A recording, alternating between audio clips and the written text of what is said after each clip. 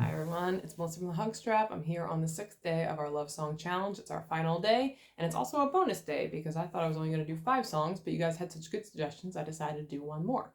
So, this came at the suggestion of one of our YouTube followers. It's Hold Me Tight by Johnny Nash.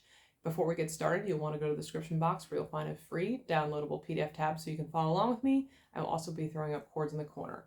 I'm going to say right now that this song was way more tricky to explain than I thought it would be.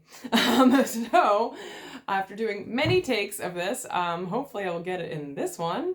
And I just want you to know that this is not exactly how you hear it on the record. I did a easier kind of approximation of it to deal with the fact that you're not playing with a drum set, which makes keeping time a little bit trickier because reggae drums are always played on a 2 and a 4, so you're always playing it off beat, which is a little trickier when you're by yourself. So I've come up with a way to try and keep the time, but it's not a true reggae drum, so don't set the reggae police on me because that's not what this is.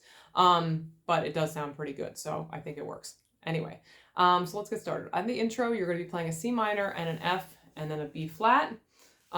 So what we're going to be doing is taking our thumb and you're going to be hitting on the G and maybe a little bit of the C string. It doesn't really matter if you hit the C string, but definitely that G. You're going to tiny little down strum, and then it's going to be up strums the whole way. And the reason why we're doing this tiny little down strum on the 1 is because it's so hard to play off beat, and so without like a drum set to help you out. You can also stomp your foot if that helps. But I found that this just helped me get into the groove.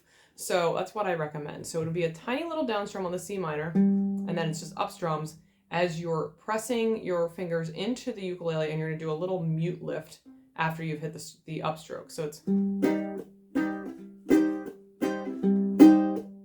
So you can watch my left hand.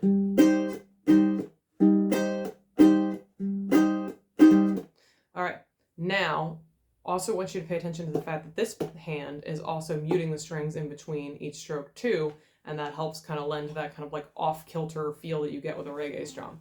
So it's...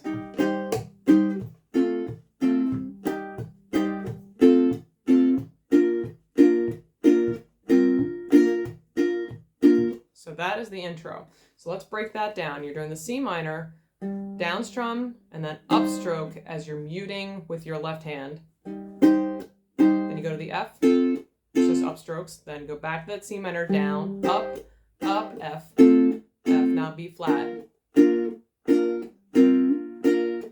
Now to do that, I'm hitting upstrokes on the B flat, and what I'm going to do is lift up my ring and pinky finger. So I'm just muting the E and, I'm sorry, my ring and middle finger.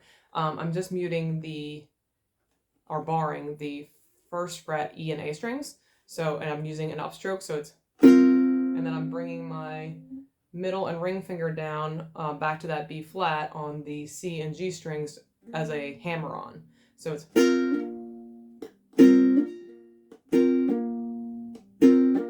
okay? And then I would just continue on with my upstrokes. So if I'm doing that in time, it's...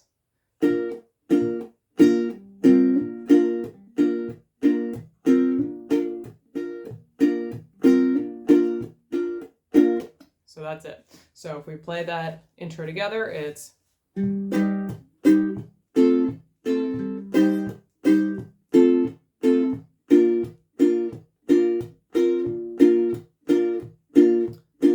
So that's our intro.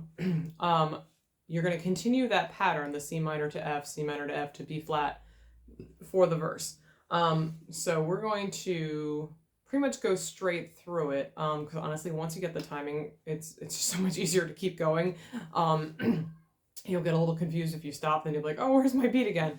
The one thing I need to point out is we're going to be doing C minor, F, B flat, C minor, F, B flat, and then we hold the B flat for the second part, which I'm just going to call it the second part because it's not the verse, it's not the chorus exactly. I guess maybe it could be the chorus. Whatever, it's a change, it's the second part. And it's a B flat, C minor, E flat minor, which let me show you those right now. So E flat is index finger at the A string, 1st fret, and ring finger and pinky at the C and E strings 3rd fret, okay? And then your E flat minor is, again, index finger at the 1st fret A string, 2nd string E or 2nd fret E string, ring and pinkies at the G and C strings 3rd fret.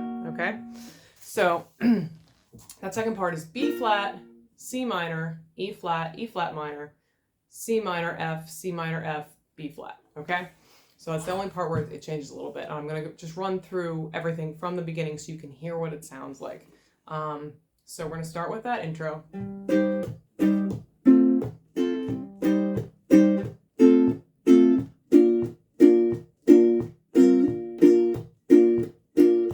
I don't want to hear it, no more fussing and fighting, baby, hold me tight. Let bygones be bygones, let's think about tomorrow, girl, our future's bright. Well, I know I was wrong, but I was just a fool, too blind to see you were the only girl for me. Now this is where it gets tricky. You're doing that E flat, only girl for me, and then on the E flat minor, you're just going to do upstrokes, and it's gonna be only girl for me. So I left off any of the muting. I just do 4 upstrokes. So you're the only girl for me. Oh, but now I see the light. Everything is so now I gotta go back to my down strum for that C minor. Now I see the light. Everything's gonna be alright. Baby, hold me tight. Then you go to the interlude, which is still a C minor, F, B flat progression. So it's ba ba ba ba ba ba ba ba ba ba ba.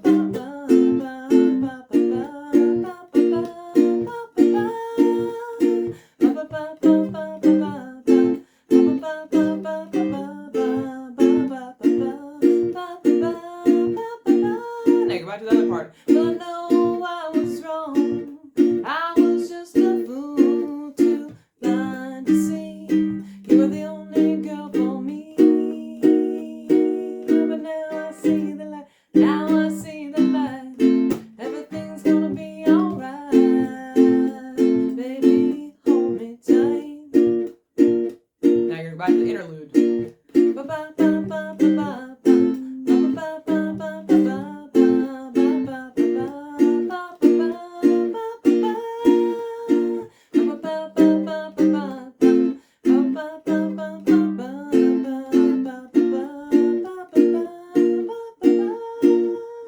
Now, I want to say something about this second interlude.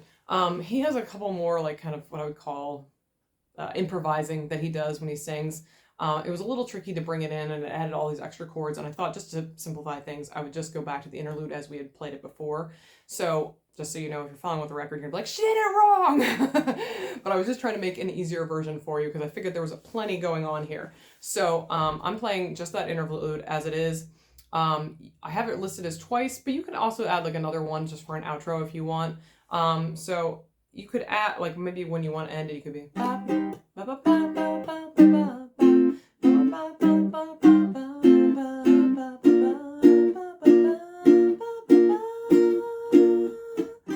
and then, you know, you can always add those 3 chords just at the end just to make it a little bit just different. But you can kind of figure out how you want to end it, because they just kind of roll it out in the outro. You know how they like fade things out on a lot of older recordings. It's not a technique we use as much now. We seem to have like a hard cut to a lot of our songs, but they did kind of like a fade away. So you can choose how you want to end that song. So it's not, like I said, it's not a super easy song. It's going to take a little while to get that rhythm down. Just make sure that you're, you know, on that little offbeat. And you should be able to play this for the most part with the recording to like kind of make sure you're getting the time right. So it's always that down, up. So 1, 2, 3, 4, 1, 2, 3, 4, 1, 2, 3. It's tricky, right?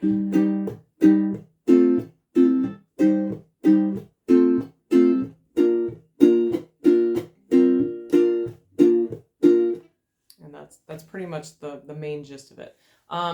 Please let me know if you have any questions or comments, or have come up with an even better way to play this song. I'd love to hear it in the comments below. As always, thanks so much for watching. Thanks for participating in our Love Song Challenge.